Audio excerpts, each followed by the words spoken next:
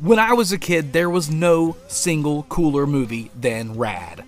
R-A-D. And there was no single cooler thing in the arcade than pinball. And in 1982, Bally made BMX, the single coolest pinball machine of all time, possibly. I mean, basically because it looks like Rad, the pinball machine, even though Rad came out years later. Really, this game was E.T. It was going to be E.T., but the licensing fell through, and they decided to just stick with the Kids on Bikes theme and make it a BMX game.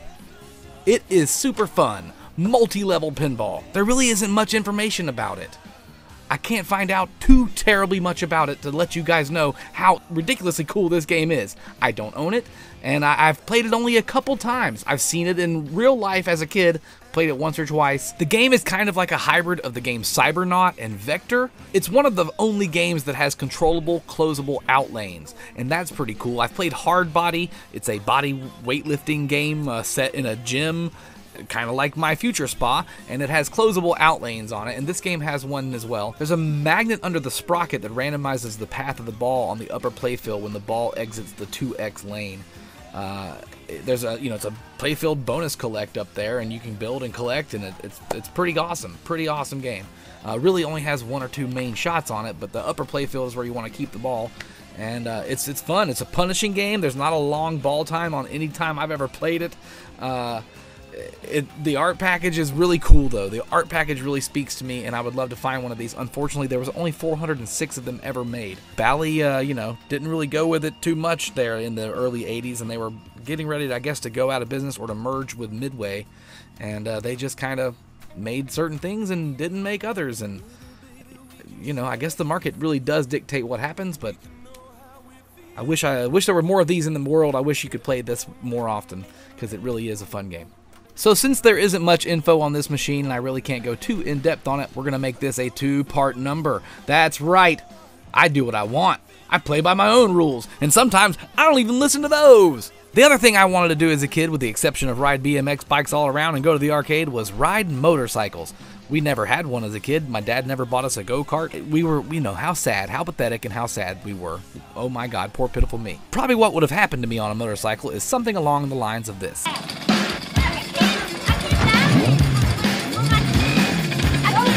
Let's go.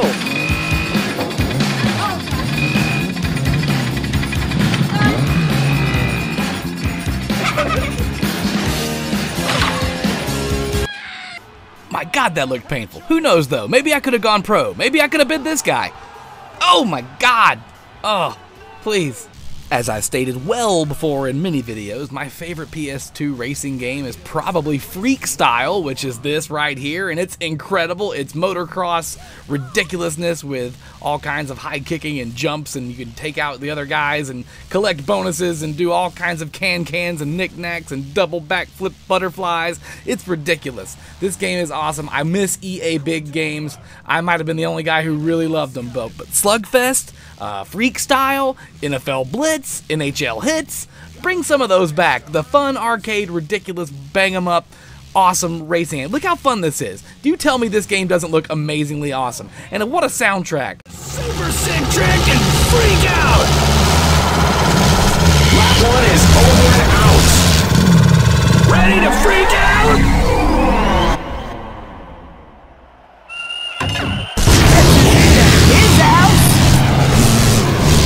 What do you get when you cross pinball and crazy motocross? You get Banzai Run. I got this video of this game from a YouTuber. It's in German. You can check it out. I'll put the link down in the description. He explains all of the game if you understand German. But it's really neat. This game is, you might think, look at there's a little guy on a motorcycle and the flipper and a path around him, and it's kind of like they're driving around lanes and stuff. But what's really going on is way beyond your comprehension, because you start off in 6th place of a race and you have to battle your way up to the #1 spot, take the king of the hill from the guy. And that's accomplished in a few different ways. You can randomly get through the racers, you can start different multi-balls, but the real goal of the game is to get to the back glass.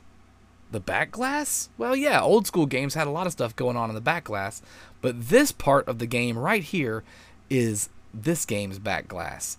And it is far more than just a back glass. It is a vertical playfield.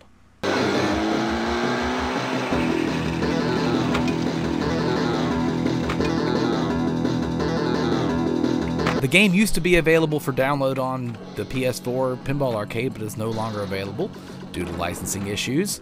It is an incredible sight to behold in real life, though. It must be a monster. It has to weigh 400 pounds. My friend Emoto Harney, Emoto Arcade here on YouTube, she owns one. It's one of her favorite games in her collection, and it has to be. I mean, look how awesome that is. The magnet comes down and gets the ball and loads it onto that shooter lane. You flap it around the top of the back box until you get where you're supposed to be going. Then it comes back down to the playfield and you play again. I mean, just ingenious play. It's the only game like this on the planet. And there was, not a lot of these made either. Made in 1988 by Williams, there were 1,750 produced. The estimated value right now, according to Pinside, is somewhere between $6,000 and $7,000. I'd guess it would be more for a really nice one. A lot more. These games don't come up for sale often. Designed by Larry DeMar and Pat Lawler, his first game. It is a legend in the pinball industry, in my mind. Here's some old footage from Pat Lawler and Larry DeMar showing the game off to the guys at Williams before they decided to build it into Banzai Run. This is a prototype video and was again taken from another YouTuber. I will throw the link in the description.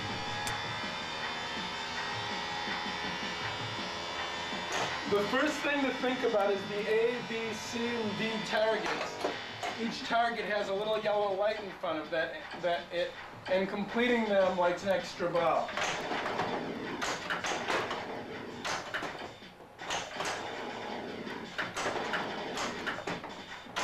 This was technically a prototype game, and it's actually running the music and sound effects from Road Kings, which was kind of cool when I first heard it.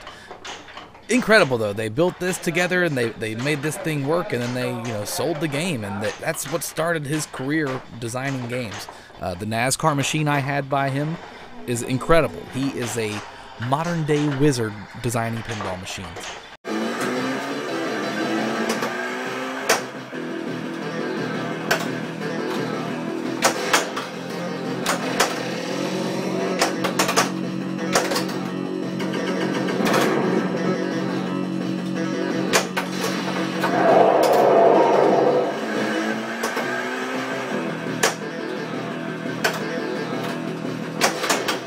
How cool is this? How cool is this series? I took a little break, but we're back. We've been busy, but we are going to start banging out new episodes of this and many more to come.